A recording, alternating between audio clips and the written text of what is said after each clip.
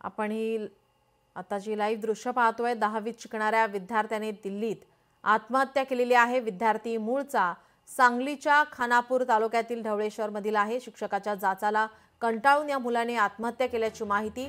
Metro स्टेशनच्या प्लॅटफॉर्मवरून खाली रस्त्यावर उडी मारली। 4 शिक्षकांविरोधात गुन्हा दाखल आहे। आज मूळगावी अंत्यसंस्कार होणार आहे।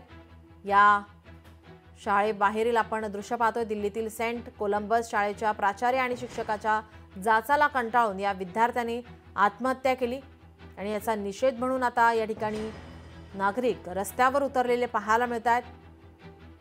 त्याला न्याय मिळावा यासाठी नागरिक रस्त्यावर उतरलेले आहेत, आंदोलन करतायत।